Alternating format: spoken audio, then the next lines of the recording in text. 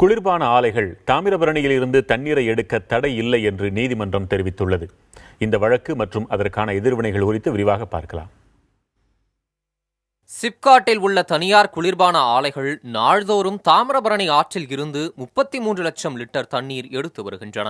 இதனால் நெல்லை, தூத்துக்குடி, விருதுநகர் உள்ளிட்ட 4 மாவட்டங்களில் விவசாயம் பாதிக்கப்படுவது மட்டுமல்லாமல் குடிநீர் தட்டுப்பாடும் ஏற்படுவதாக நெல்லையைச் சேர்ந்த வழக்கறிஞர் பிரபாகரன், சமூக ஆர்வலர் முத்துராமன் ஆகியோர் மதுரை உயர்நீதிமன்ற கிளையில் வழக்கு தொடர்ந்திருந்தனர்.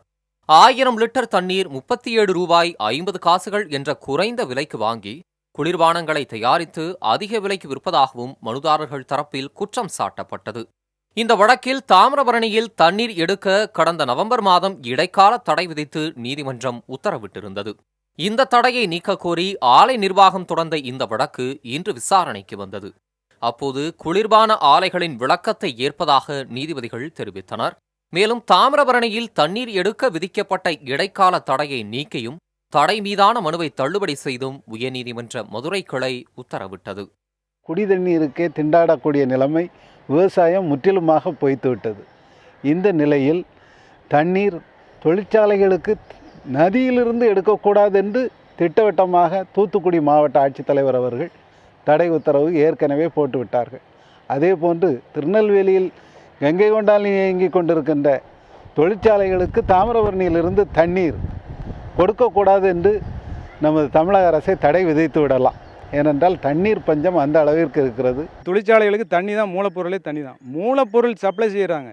சிப்காட்டுக்கு மூலப்பொருள் சப்ளை செய்கிற என்ன வேலை இருக்குது? அந்த பணியே கிடையாது. சிப்காட் அத்தியாவசிய தேவைகளுக்கு ஒரு 1000 லிட்டர் ஒரு 2000 லிட்டர் அந்த தொழிற்சாலைக்கு தேவைன்னா அத்தியாவசிய தேவைகளுக்கு தண்ணி கொடுக்கணும். அதை விட்டுட்டு மூலப்பொருளை சப்ளை பண்ணிகிட்டு இருக்காங்க.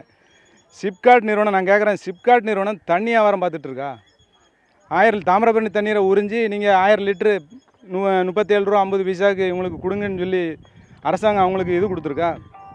நீங்கள் தண்ணி வியாபாரம் பார்த்து அரசாங்கத்துக்கு சம்பாத்தியம் பண்ணி கொடுங்கன்னு இல்லையே. சிப்காட் நிறுவனம் தொழில் வளர்ச்சிக்கு வேண்டிய தண்ணியை மட்டும்தான் கொடுக்கணும். நீங்கள் தண்ணி வியாபாரம் பார்க்கக்கூடிய இதே உங்களுக்கு கிடையாது. தாமிரபரணியில் தண்ணீர் எடுக்க குளிர்பான நிறுவனங்களுக்கு அனுமதி அளிக்கப்பட்ட தீர்ப்பு வெளியான நிலையில் நெல்லையில் தாமிரபரணி ஆற்றில் இறங்கி இளைஞர்களும் பொதுமக்களும் போராட்டம் நடத்தினர்.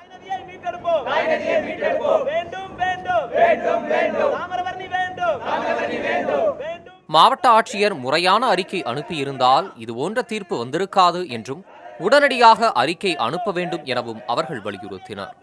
உடனடியாக தமிழக மத்திய அரசும் மாநில அரசும் தலையிட்டு இந்த தண்ணி எடுக்கிறத, இந்த தனியார் நிறுவனங்களுக்கு தண்ணி எடுக்கக்கூடிய அனுமதியை உடனடியாக ரத்து செய்யணுங்கிறதுக்காக பால் ஊற்றி, அதாவது இப்போ தண்ணீர் மொத்தமாக அழிஞ்சிருச்சு தாமிரபரணி, அதுக்காக பால் ஊற்றி போராட்டம் நடத்தியிருக்கிறோம். இன்னும் தொடர்ந்து போராட்டம் நடந்து கொண்டு இருக்கிறோம். ஒரு தீர்ப்பளித்து ரொம்ப வேதனை அளிக்கிறது. யாருக்குன்னே நம்ம தாமிரபரணி ஆற்றுல தண்ணீர் வரது ரொம்ப குறைஞ்சிட்டே வருது.